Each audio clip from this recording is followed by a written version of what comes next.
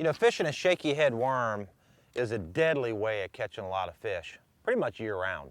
And I want to give you a couple tips on how I like to shaky head fish. You know, one of the misconceptions with the word shaky head is that you need to shake it the whole time.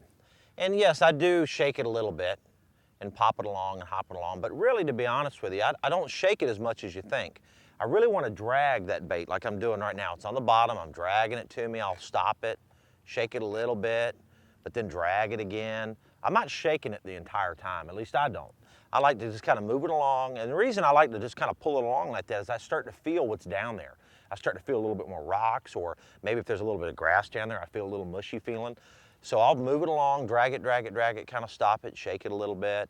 But I'm doing probably more dragging than I am shaking. You know, and what is a shaky head? A shaky head's basically just a jig head with a straight-tailed worm on it. That's basically what we have right there. That's a standard shaky head. And when I fish a shaky head, most of the time, the size weight that I like is up to a 1/4 ounce, is about as heavy as I'll ever fish, and 3/16. 3/16 and a quarter is what I fish mostly. Now, if I'm fishing around docks, and I'm actually trying to skip this bait up underneath the docks a lot of times, I'll fish like an 1/8 ounce. An 1/8 ounce skips a lot better than the 3/16 and a quarter. But if I'm just standard casting like we are here going down this shoreline, a 1/4 ounce or a 3/16 is really, really good. The other thing I like to do is I like to rig it up. For me, I like braid. I like the P-Line X braid. This is 10-pound P-Line X braid, very sensitive, low stretch.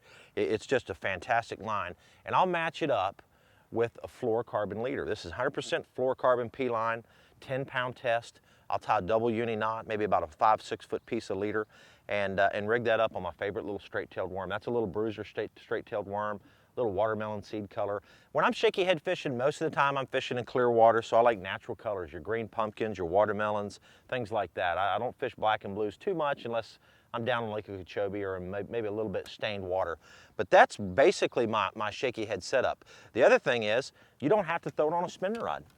I throw a shaky head a lot of times, believe it or not, because I feel good with a bait caster. I like it on a bait caster. The trick is, when I fish it on a bait caster, I'll fish it with straight fluorocarbon, 10-pound test. That's what that's here.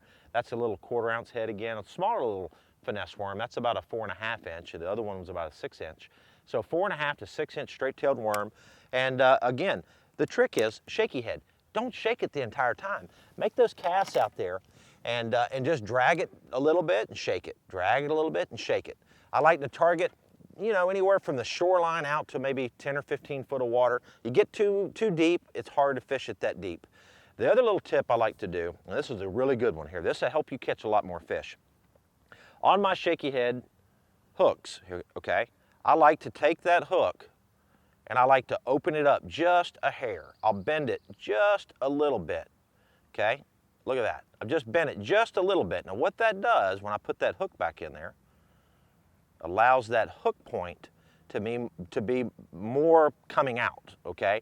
If it's flat and if it's closed in a little bit, it's not coming out of the worm as much. So opening it up just a little bit gets that point at the right angle coming out of that worm, so you don't have to set the hook as hard. You're gonna catch more fish that way. So again, next time you're out, shaky head seems like the thing you need to be doing.